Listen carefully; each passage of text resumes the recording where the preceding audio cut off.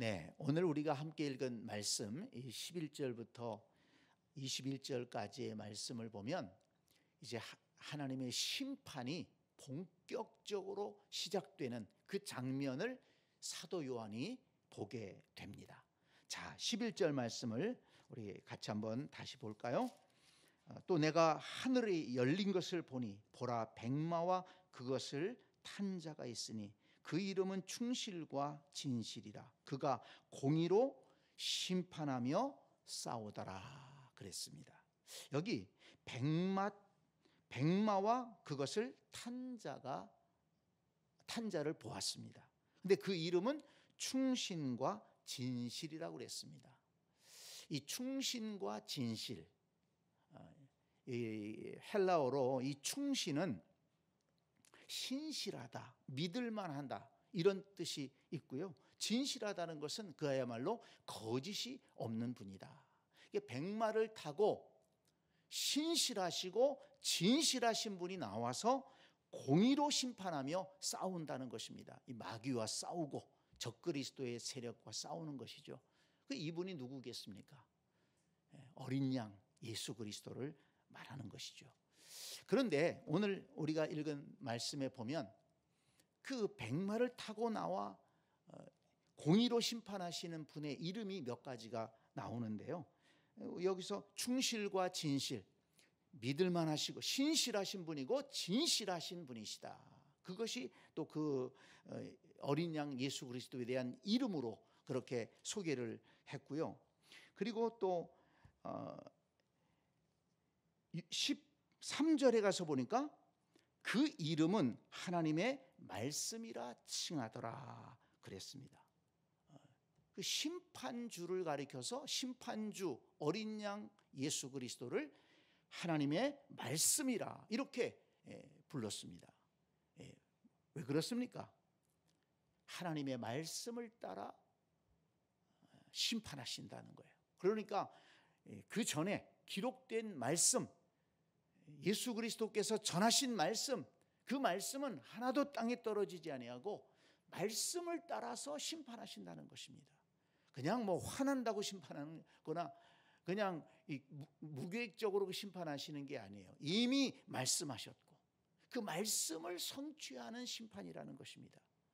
그러므로 여러분, 우리가 이 심판의 말씀을 읽으면서 또 구원의 말씀이 계속 나오잖아요. 이 구원과 심판의 말씀을 읽으면서 이 말씀은 반드시 이루어진다. 여러분 믿으시죠? 네. 이 말씀을 믿으시기 바랍니다. 이 말씀을 믿어야 우리의 믿음이 든든하게 서게 되고 우리의 믿음이 흔들리지 않습니다. 성경의 내용은 반드시 이루어진다. 말씀대로 말씀하신 대로 심판하신다는 것입니다. 그래서 그 심판주의 이름이 하나님의 말씀인 것입니다. 그리고 또 하나 그 심판주의 이름을 뭐라고 그랬냐면 16절에 보세요. 16절에 보니까 그 옷과 그 다리에 이름을 쓴 것이 있으니 만왕의 왕이요 만주의 주라 하였더라. 네, 어린 양 예수 그리스도는 만왕의 왕이요 만주의 주이십니다. 모든 것을 다스리시고 통치하시는 주께서 나오셔서 심판하신다는 것이죠. 이 빌립보서 2장 9절 5절부터 쭉 말씀이 생각나죠. 예수 그리스도께서 하늘 보좌를 버리시고 하나님과 동등됨을 취할 것으로 여기지 아니하시고 이 땅에 오셔서 죽기까지 복종하셨기 때문에 하나님께서 그의 이름을 높여서 하늘에 있는 자, 땅에 있는 자, 모든 자들을 그 이름 앞에 무릎 꿇게 하셨다. 그런 말씀이 나오지 않습니까? 네, 예수 그리스도는 만왕의 왕이시요 만주의 주가 되시고 그래서 심판주로서 합당하신 분인 것입니다. 이 심판주에 대해서 먼저 이렇게 설명을 하고요. 자, 그 다음에 13절 말씀을 보겠습니다. 또 그가 피 뿌린 옷을 입었는데 그 이름은 하나님의 말씀이라 칭하더라 그랬지 않습니까? 여기 피 뿌린 옷을 입었다. 이 말씀을 좀 이해하려면 이사야 63장 3절 말씀을 찾아보는 것이 좋습니다. 다른 것도 구약 성경과 연결이 되지만은 이것만 좀 한번 찾아보도록 하죠. 이사야 63장 6절을 한번 찾아보겠습니다.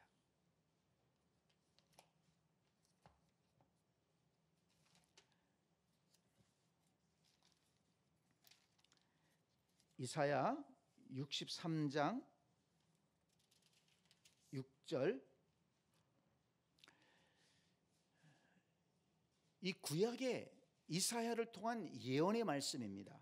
만민 가운데 나와 함께한 자가 없이 내가 홀로 포도즙 틀을 밟았는데 내가 노함으로 말미암아 무리를 밟았고 분함으로 말미암아 짓밟았으므로 그들의 선혈이 내 옷에 튀어 내 의복을 다 더럽혔음이니 라고 했습니다. 이 이사야를 통해서 예언한 것은 마지막 때에 이런 일이 있을 것이다, 이것을 예언하신 거거든요. 그래서 이 심판자가 피 뿌린 옷을 입었다, 이것은 십자가의 보혈을 의미하는 게 아닙니다. 여기 11절에서 요한계시록 오늘 읽었던 본문 11절에서 그가 공의로 심판하며 싸우더라 그랬잖아요. 심판자가 나가서 적그리스도의 세력과 또 마귀와 싸워서 거기에서 흘린 피를 말하는 것입니다. 그 적그리스도의 세력들, 마귀의 피가 예수 그리스도에게 튄 것이죠. 그렇게 치열한 전투를 통해서 마귀를 물리치고 적그리스도의 세력들을 심판한다는 것을 보여주는 것입니다. 자, 그런데 또 말씀해 보니까 그가 피 뿌린 옷을 입었는데 14절에 보니까, 요한계시록 19장입니다. 14절에 보니까 하늘에 있는 군대들이 희고 깨끗한 세마포 옷을 입고 백마를 타고 그를 따르더라 그랬습니다. 심판주는 피 뿌린 옷을 입었는데 그 뒤를 따르는 군대는 깨끗한 세마포 옷을 입고 따랐다 그랬습니다. 심판주는 앞에서 싸우시는 거예요. 그래서 그 옷에 피가 다 튀고, 그래서 승리를 이루시죠. 그런데 그 뒤를 따르는 이 군대는 천사들과 또 하나님의 백성들, 구원받은 하나님의 백성들을 말하는데요. 여러분 보세요. 우리가 예수 그리스도로 말미암아 죄와 허물을 씻고 죄 사함을 받고 하나님의 자녀가 되었다고 하지 않습니까? 예수 그리스도가 십자가에서 피 흘리심으로 우리는 깨끗함을 얻은 거예요. 그것이 십자가의 은혜입니다. 그런데 여기 심판의 말씀을 봐도 심판주 되시는 예수 그리스도가 앞서서 싸우시는 거예요. 앞서서 싸우시고 옷에 피가 튈 정도로 싸우십니다. 그리고 뒤따라가는 성도들은 세마포 옷을 입고 따라가요. 그러니까 여러분, 구원받은 것도 예수 그리스도의 은혜로 구원받는 것이고, 우리가 마지막 때에 승리하는 것도 예수 그리스도의 은혜로 승리하게 되는 줄 믿습니다. 네. 자, 이 말씀은 17장, 요한계시록 17장 14절 말씀을 참고하는 것이 좋은데요. 지금 심판주 되시는 예수 그리스도가 앞서서 싸우지 않습니까? 그리고 그 군대가 뒤를 따라서 가고 있는데 그 군대가 누구냐? 이것을 17장 14절에서 잘 알려주고 있습니다. 자, 요한계시록 17장 14절 같이 읽겠습니다. 그들이 어린 양과 더불어 싸우려니와 어린 양은 만주의 주시요 만왕의 왕이심으로 그들을 이기실 터이요 또 그와 함께 있는 자들 곧 부르심을 받고 택하심을 받은 진실한 자들도 이기리로다. 아멘. 네, 여기 보니까 어린 양과 더불어 싸운다고 그랬어요. 그런데 그 더불어 싸우는 사람들이 누굽니까? 어린 양은 만주의 주시요 만왕의 왕이시라고 그랬죠. 여기 19장의 말씀과 그대로 연결되지 않습니까? 그런데 그 만왕의 왕이시요 만주에 주신 예수 그리스도 심판주가 이깁니다. 그런데 그와 함께 있는 자들이 누구라고요? 부르심을 받고 택하심을 받은 진실한 자들도 이기리로다. 누구 때문에 이깁니까? 앞서 싸우시는 심판주 어린 양 예수 그리스도와 함께 싸우기 때문에 우리도 이기게 되는 줄 믿습니다. 여러분, 이 믿음을 가지시기를 바랍니다. 여러분, 우리는 이길 수 있습니다. 요한계시록에서 계속해서 이기는 자에 대해서 강조하잖아요. 이기는 자가 하나님 나라의 유업을 받을 수 있다. 이기는 자만이 하나님 나라에 들어갈 수 있다. 이기는 자들이 하나님 성전의 기둥이 될 것이다. 이기는 자가 생명나무 열매를 먹을 수 있다. 계속 이기는 자를 강조합니다. 그런데 여러분, 우리 이길 수 있습니다. 우리가 힘이 있어 이기는 것이 아니고 만왕의 왕이시요 만주의 주이신 예수 그리스도 어린 양, 우리를 대신해서 십자가에 달려 죽으시고 우리를 대신해서 앞서 싸우시는 예수 그리스도 주님이 계시기 때문에 우리는 능히 이길 수 있는 줄 믿습니다. 그렇기 때문에 정말 이기기를 원한다면 우리는 예수님을 꼭 붙들고 가야 되는 것이죠. 예수님을 붙들고 가면 이길 수가 있는 것입니다. 나 혼자서 뭐 해본다고 해야 내가 무슨 선한 것이 있고 무슨 능력이 있어서 이길 수가 있겠습니까? 지금 마지막 때는 이 최후의 발악을 하고 있는 적그리스도의 세력들과 이 마귀의 세력들과 싸우는데 여러분, 우리의 힘으로 이길 수 없습니다. 그래서 예수 그리스도를 의지하고 그 보혈을 의지하고 그 은혜를 의지하고 그 능력을 의지하고 나아갈 때 우리는 능히 이길 수 있는 줄 믿습니다. 그렇기 때문에 우리는 기도해야 되는 것입니다. 하나님의 은혜를 사모해야 됩니다. 하나님은 나와 함께하여 주시고 나의 연약함을 하나님의 능력으로 채워주셔서 이기는 성도가 되게 하여 주옵소서. 여러분, 이 말씀 꼭 붙드시기 바랍니다.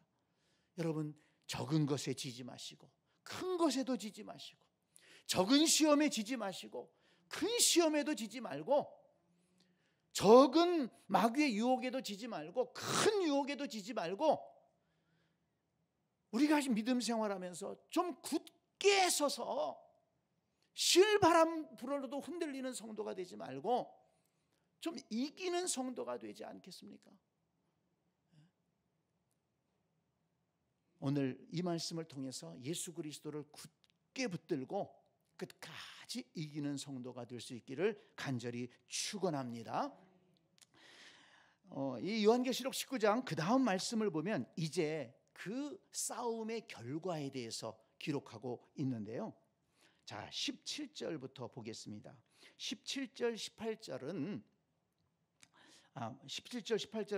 다시 봅니다. 또 내가 보니 한 천사가 태양 안에 서서 공중에 나는 모든 새를 향하여 큰 음성으로 외쳐 이르되 와서 하나님의 큰 잔치에 모여 왕들의 살과 장군들의 살과 장사들의 살과 말들과 그것을 탄 자들의 살과 자유인들이나 종들이나 작은 자나 큰 자나 모든 자의 살을 먹으라 하더라.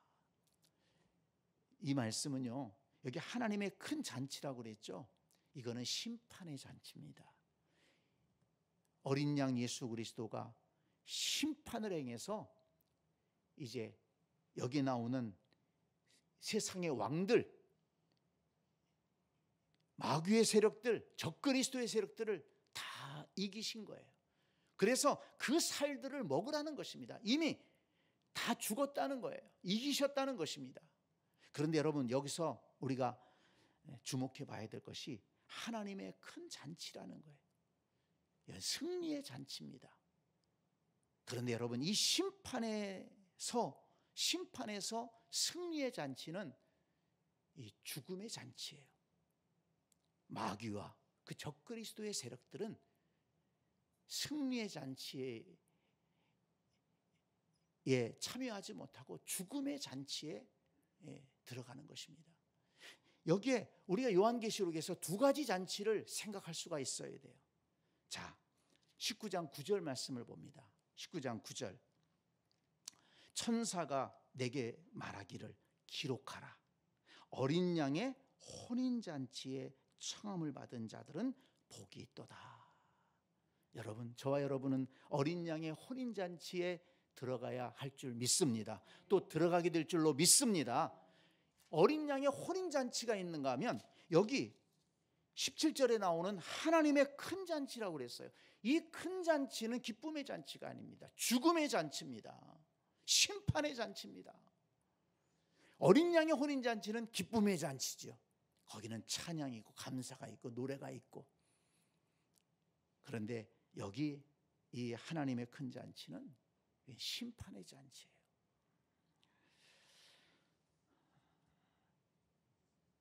저와 여러분 모두가 어린 양의 혼인잔치에, 기쁨의 잔치에 참여할 수 있어야 되겠습니다. 자, 그 다음에 19절부터 21절. 또 내가 보매. 그 심판의 결과를 보니까 어떤가 한번 보세요. 그 짐승과, 짐승은 마귀의 세력들을 말하는 것이죠. 마귀의 우두머리를 말하죠. 짐승과 땅의 임금들과 그들의 군대들이 모여 그 말탄 자와 그의 군대와 더불어 전쟁을 일으키다가, 이 세상의 왕들이 마귀 편이 돼가지고 심판주 되시는 예수 그리스도 어린 양과 싸우려고 달려든다는 것입니다. 그러다가 20절, 짐승이 잡히고 마귀의 우르더머리가 잡혔습니다.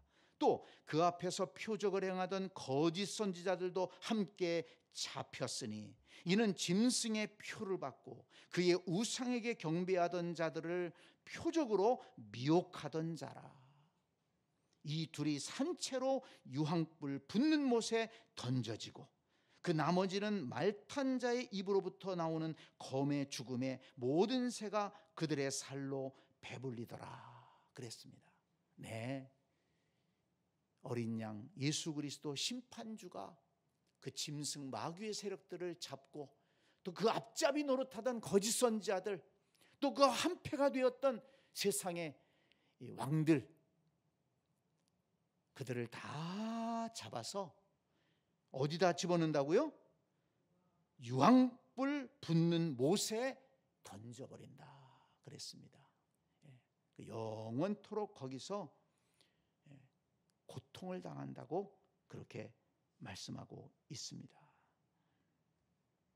우리 20장 가서 이것과 연결돼서 20장 10절 말씀 한번 볼까요? 자, 20장 10절. 또 그들을 미혹하는 마귀가 불과 유황못에 던져지니, 마귀가 불과 유황못에 던져졌습니다. 거기는 누가 있느냐? 그 짐승과 거짓 선지자도 있어 세세토록 밤낮 괴로움을 받으리라. 그 다음에 내려가서 15절. 누구든지 생명책에 기록되지 못한 자는 어디에 던져진다고요? 불못에 던져지더라.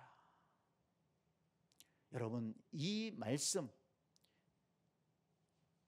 심판주의 이름이 뭐라고요? 하나님의 말씀이라고 그랬어요. 심판주의 이름이 하나님의 말씀이다. 왜 그렇다고 그랬습니까? 말씀대로 심판하신다는 거예요. 그러니까 여기 지금 요한계시록에 기록된 이 말씀대로 심판이 이루어질 것입니다. 우리가 이 말씀을 믿는다면 두려움으로 하나님을 섬겨야 되는 것입니다. 구원의 감사함으로 하나님을 예배하고, 또한 한편으로는 두려움으로 하나님을 섬길 수 있어야 되는 겁니다. 왜? 우리가 자칫 잘못하다가 마귀에게 입맞게 되면 어떡하겠습니까? 믿음에서 벗어나면 어떡하겠습니까? 끝까지 이기는 자가 되어서 하나님 나라에 들어가는, 하나님의 보좌 앞에서 찬송하고 어린 양의 혼인잔치에 참여하는 자가 되어야 되지 않겠습니까? 이 성경 말씀에 기록된 이 말씀을 우리가 잘 기억하고, 저는 그래요. 요한계시록 우리가 읽고 묵상하면서 지난번에도 말씀드렸지만 이해하기 어려운 말씀 참 많아요. 저도 다 이해하지 못합니다. 그렇지만 우리가 받아들일 수 있는 말씀이 있잖아요. 이해할 수 없는 말씀은 그냥 덮어놓으면 돼요. 그건 주께서 이루실 것입니다. 그렇지만 우리가 이해할 수 있고 받아들일 수 있고 믿어야 되고 그 말씀을 붙들고 나가야 될 말씀이 있잖아요. 여기 그대로 누구든지 생명책에 기록되지 못한 자는 불못에 던져진다. 이거 이해 못하지 않잖아요. 우리의 이름이, 우리 가족의 이름이 생명책에 기록돼야 되겠다. 그러니까 교회를 나오고 안 나오고 이런 문제가 그냥 뭐 교회 나가면 좋고 안 나와도 뭐 어쩔 수 없지 뭐, 이 문제가 아니라는 거예요. 내 이름이 생명책에 기록되어 있느냐 기록되어 있지 않느냐, 이거 심각한 문제입니다. 영혼에 관련된 문제고, 이 오늘 우리가 묵상한 말씀대로 한다면 어린 양의 혼인잔치에 참여할 사람이냐 아니면 유황불, 지옥불에 던져질 사람이냐, 이게 결정된다는 거예요. 이런 입장에서 우리가 우리 자신의 신앙생활도 해야 되겠고, 우리의 사랑하는 가족들, 우리의 자녀들, 내가 낳고 키웠는데 이 자녀들이 하나님 나라의 어린 양의 혼인잔치에 들어가야 되지 않겠나. 이런 마음으로 우리 자녀들을 위해 기도하고 자녀들을 하나님께로 인도해야 되겠다는 것입니다. 여기 거짓 선지자들이 나오잖아요. 거짓 선지자들이 마귀의 앞잡이가 돼서 택한 자들까지라도 미혹하려고 한다는 말씀이 나오지 않습니까? 지금 그대로 지금 이루어지고 있잖아요. 우리의 자녀들이 믿음으로 살다가 세상의 유혹을 받아서 주님을 떠나고 교회를 떠나고 예배하지 못하고 이런 현실들이 지금 있지 않습니까? 얼마나 마음이 아픈지 몰라요. 우리가 이 말씀을 기억하면서 우리와 우리 자신이 믿음을 잘 지켜서 이기는 자가 되어서 마귀의 유혹도 이기고 거짓 선지자의 유혹도 이기고 또 작은 시험도 이기고 큰 시험도 이기고 저희 여러분 모두가 이기는 자가 되어서 어린 양의 혼인잔치에 다 들어가서 거룩한 하나님을 예배하고 찬양하며 영생의 복을 누리는 복된 성도들이 다 될 수 있기를 간절히 축복합니다. 아멘.